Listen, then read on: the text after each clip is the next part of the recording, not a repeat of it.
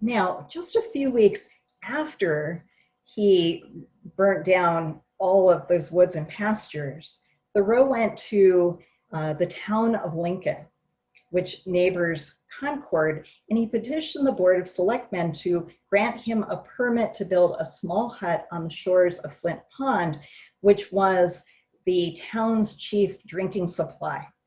And of course, his request is denied because they don't want the same thing to happen at Flint's Pond that happened on his previous fishing trip. So, hat in hand, Thoreau goes back to Emerson. And Emerson had just purchased a plot of land about a mile from town at Walden Pond.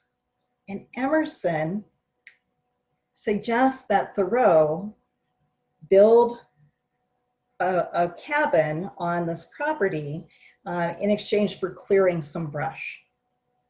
So in March of 1845, Thoreau borrows an axe and starts to construct a small cabin on this property. He gets an abandoned shanty for its well-weathered board and shingles and uses it to build this cabin. And by, in this case, the 4th of July, the owner has moved in. And he's already cleared 2 acres of the adjoining briar patch for his garden plot. And he's built himself a woodshed and a privy and furnished the interior of his cabin with a bed, table, chairs, and a small desk and lamp, as well as assorted cooking utensils.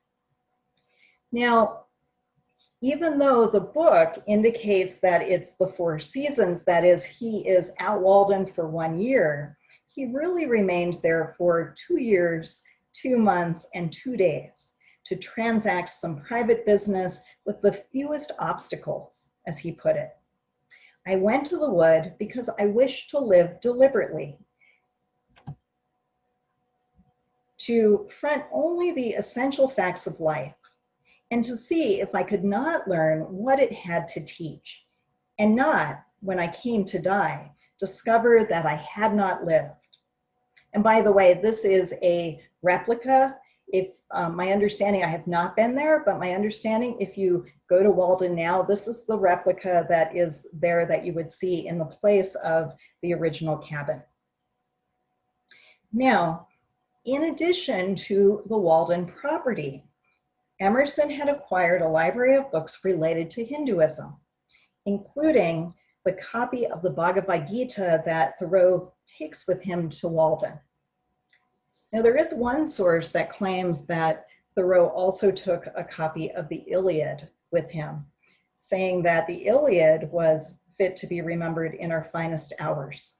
But most famously, at least in the yoga world, we all believe, whether true or not, that the Bhagavad Gita was the book he chose to take for the year. So he has his borrowed copy of the Wilkins Gita, and he sits at the pond and imagines himself communing with a Brahmin priest on the Ganges as he sits reading. And he spends his 2 years writing, as well as doing this gardening and carpentry. Thoreau learned from his experiment that plain living did not necessarily lead to high thinking, and that simplicity is a quality in the mind, not a lowered level of one's standard of living. Which, interestingly enough, if you think about it, might be a note that he missed living with Lydia and Emerson and with the children. Philip Goldberg states that his time on Walden Pond has seared so deeply into the nation's psyche that some have called him our first sannyasi, one who renounces worldly affairs for a life of contemplation. And that really is the myth of Henry David Thoreau, one of the biggest myths. But certainly, Goldberg and I disagree with this idea that Thoreau was a sannyasin. That is, he did not renounce all of life. In fact, there are 2 chapters in Walden that talk about the visitors he has while he's there. And Thoreau would walk into town to dine with his friends. He would pick up supplies, and he would bring his laundry home to his mother. And according to, I haven't seen this anywhere else, but in Amanda Palmer's book, the famous rock musician, she said that his aunt would routinely bring Thoreau homemade donuts.